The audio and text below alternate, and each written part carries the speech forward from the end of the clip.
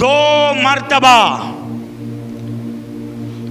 مرتبہ اپنا سارا مال، آدھا نہیں، تھوڑا نہیں، مختصر سا نہیں، بلکہ اپنا پورا مال، سارا مکمل دولت اللہ کی راہ میں جس نے خیرات کی ہے وہ امام حسن مجتبی رضی اللہ تعالی۔ کوئی امیر ہو اور کسی کی مدد کر دے یہ بڑی بات نہیں ہوتی۔ اللہ اکبر، اتنا دے اتنا دے اتنا دے کہ دینے کے بعد دینے والے کے پاس کچھ باقی نہ رہے۔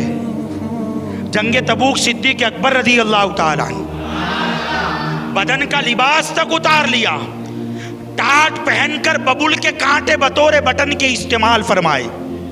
اللہ اکبر، حضرت صدیق اکبر رضی اللہ تعالیٰ عنہ ہے نا، ان کی سخاوت بڑی بے مثال۔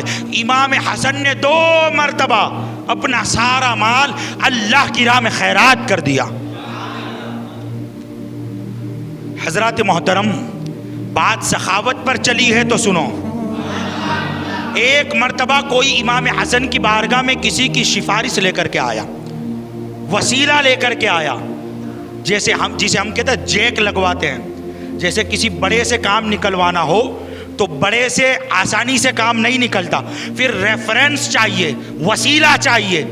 اللہ اکبر، وہ بندہ ایک سفارش نامہ لکھوا کر کے لے کر کے آیا، اور وہ یہ سوچ رہا تھا کہ جب میں یہ سفارش نامہ نواسہ رسول کی بارگاہ میں پیش کروں گا، آقا حسن کی بارگاہ میں پیش کروں گا تو ان پر بڑا اثر ہوگا، اور اس وسیلے کو دیکھ کر، اس ریفرنس کو دیکھ کر امام حسن مجتبی میری بڑی مدد کریں گے۔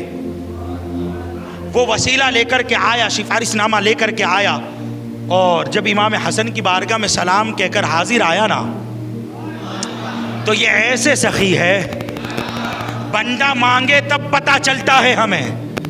اگر کوئی ہم سے سوال کرے، اگر کوئی ہم سے بھیک مانگے، اگر کوئی اپنا کشکول طلب ہمارے سامنے پھیلائے، تب پتہ چلتا ہے کہ ہاں یہ سوالی ہے، ہاں یہ مانگنے والا ہے، ہاں یہ ضرورت مند ہے۔ اللہ اکبر، مگر یہ علی کا جانشین ہے، یہ فاطمہ کا نور نظر ہے، یہ سوال نہیں دیکھتے، چہرہ دیکھ کر پہچان لیا کرتے ہیں،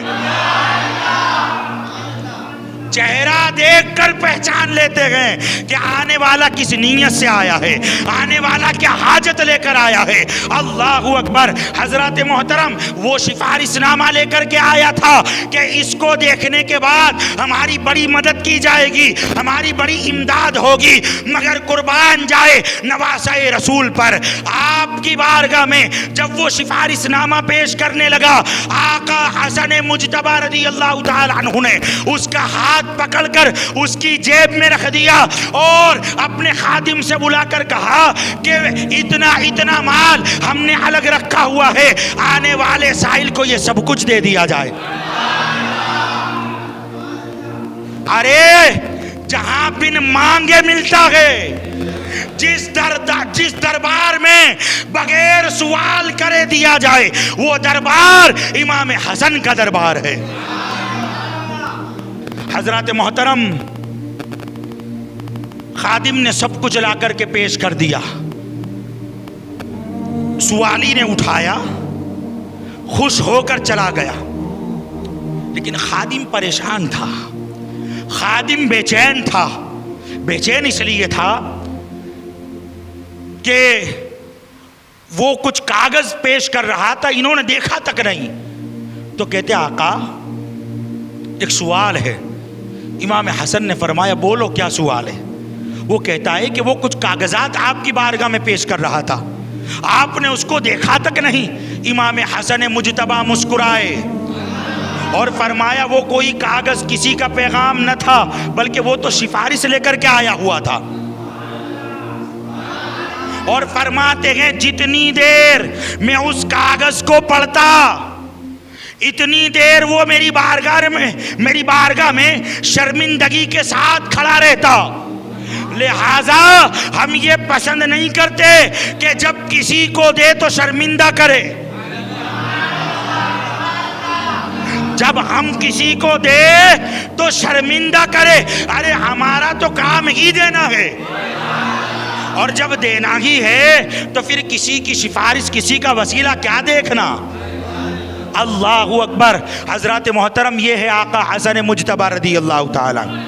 میں کہتا ہوں آقا حسن مجتبی کی سیرت ایسی کیوں نہ ہو، انہوں نے جس کی آغوش میں تربیت پائی تھی اس ماں کا نام سیدہ خاتون جنت رضی اللہ تعالیٰ عنہا ہے، اور جس بابا کے کاندھے پر سوار ہوئے تھے اس بابا کا نام تاجدار حلعتا مولائے کائنات شیر خدا رضی اللہ تعالیٰ عنہ۔ تو جن کے ماں باپ علی اور فاطمہ ہو، یقیناً پھر اولاد حسن مجتبی ہوتی ہے، پھر اولاد امام حسن مجتبی ہوا کرتی ہے۔ اللہ اکبر۔ حضرات محترم، اسی لیے اپنی اولاد کی تربیت کا خاص خیال رکھو۔ سیدہ نے کیسی تربیت فرمائی تھی، سیدہ نے اپنے بچوں کی کیسی تربیت فرمائی تھی۔